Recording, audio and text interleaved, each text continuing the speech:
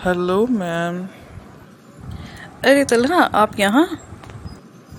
Ma'am मैं अपना एक मसला लेके आपके पास आ रहा था। कैसा मसला? मैम मुझे डिटर्मिनेंट ऑफ मैट्रिक्स और उसके इन्वर्स फाइंड करना नहीं आ रहा था। अरे ये तो बहुत आसान है। चलें फिर ऐसा करते हैं, आज मैं आपको क्लास में डिटर्मिनेंट ऑफ मैट्रिक्स और इससे रिलेटेड कॉन्सेप्ट सिखाती हूँ। मैम ये तो बहुत अच्छा हो जाएगा। तो फिर चलिए क्लास पे चलते हैं।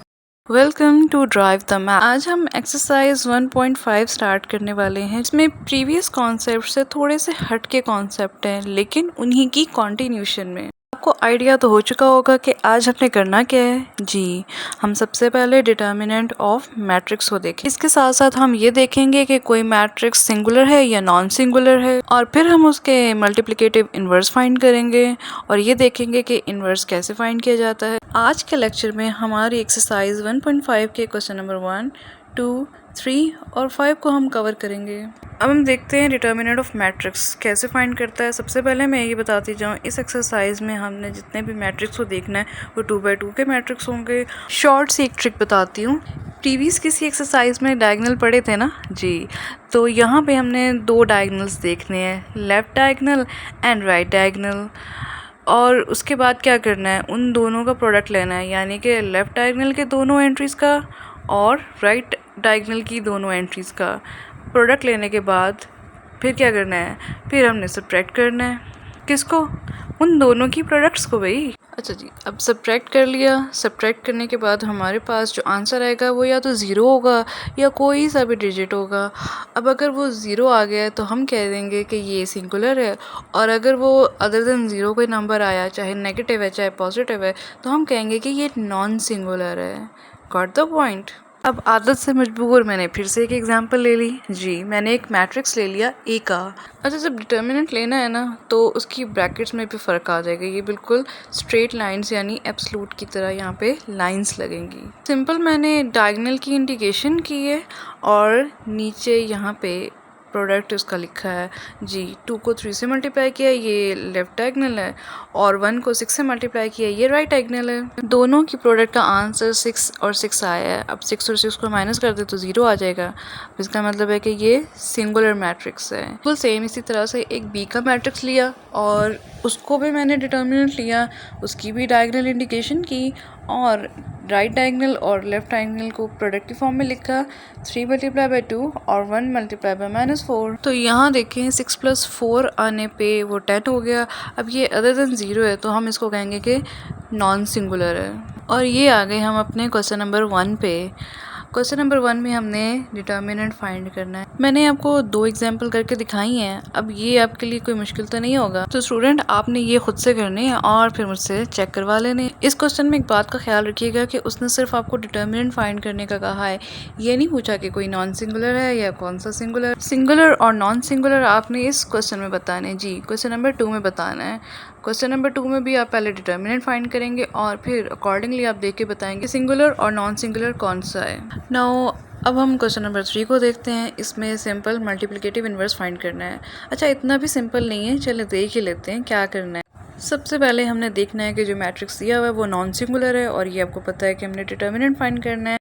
यहाँ ये बात ज़रूर याद रखिएगा कि हम जिन दो मैट्रिसेस को कह रहे होंगे ना कि ये एक दूसरे के मल्टीप्लिकेटिव इन्वर्स हैं, अगर उन दोनों को हम मल्टीप्लाई कर दें ना तो वो हमें रिज़ल्ट में आइडेंटिटी मैट्रिक्स दे देगा।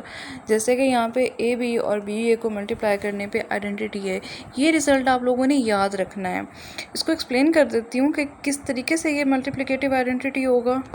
एक बहुत ही सादा सी एग्जांपल के साथ, यानी कि अगर 2 को मल्टीप्लाई कर दिया 1/2 के साथ तो हमें आंसर 1 देगा, यानी कि 1/2 और 2 एक दूसरे के मल्टीप्लिकेटिव इन्वर्स हैं, यानी इन दोनों को मल्टीप्लाई करने से हमारे पास आंसर 1 आएगा।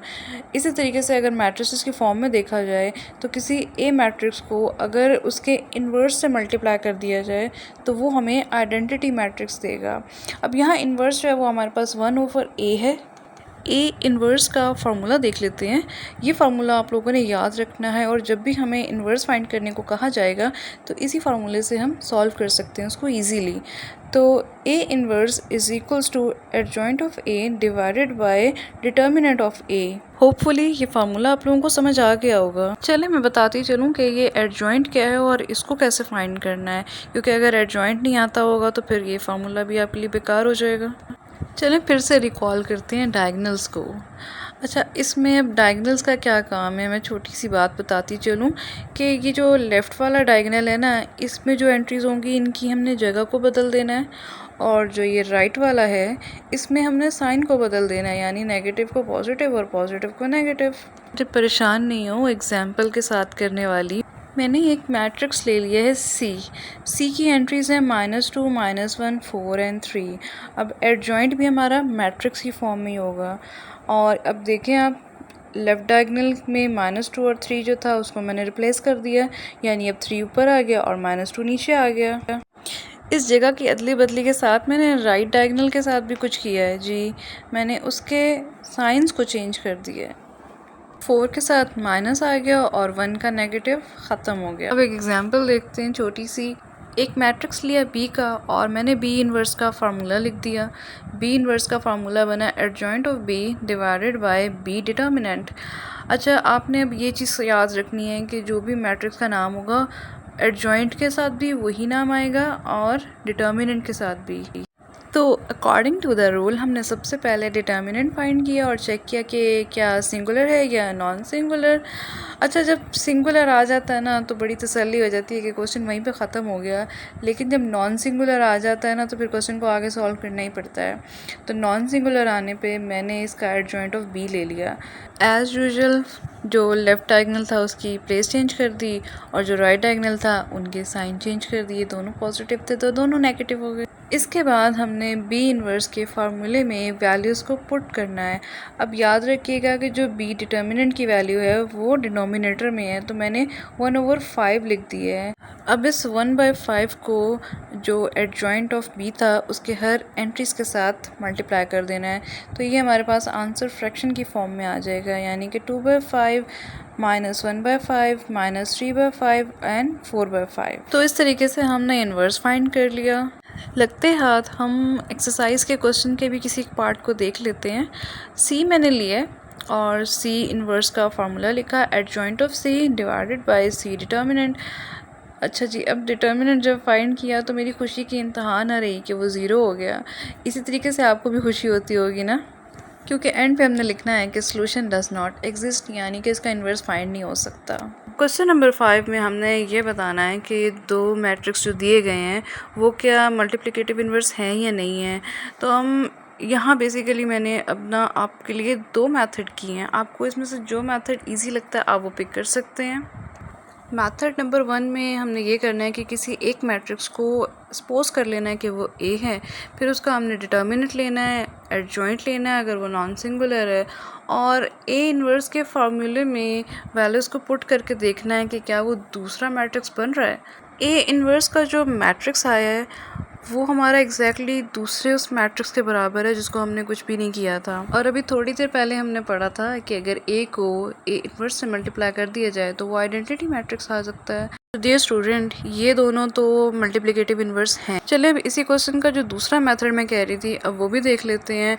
वो भी बहुत आसान है, उसमें सिंपल आपने दो मैट्रिक्स को आपस में मल्टीप्लाई कर देना जो आपको दिए गए हैं, यानी जो आपसे इंक्वायर किया गया है ना कि क्या ये मैट्रिक्स मल्टीप्लिकेटिव इन्वर्स हैं या नहीं, हमने सिंपल उनको मल्टीप्लाई कर देना है। अगर तो आंसर हमारा आइडेंटिटी मैट्रिक्स आ गया तो हम कहेंगे कि ये मल्टीप्लिकेटिव इन्वर्स हैं, अदरवाइज़ नहीं। ये मेथड उनके लिए बहुत आसान हो सकता है जिनको मल्टीप्लिकेशन बहुत अच्छे से आ चुकी है। अभी तक के लिए इतना ही है। मुझे उम्मीद है कि आप इसको अच्छे से समझेंगे और इसको खुद से प्रैक्टिस करेंगे। किसी भी रिलेटेड सवाल के लिए मुझसे रब्ता कीजिएगा मेरे इस ईमेल आईडी पर। खुश रहें, आबाद रहें और इसी तरह से मैथ को सीखते रहिए। मेरे चैनल को सब्सक्राइब करना ना भूलिएगा। Thank you for watching.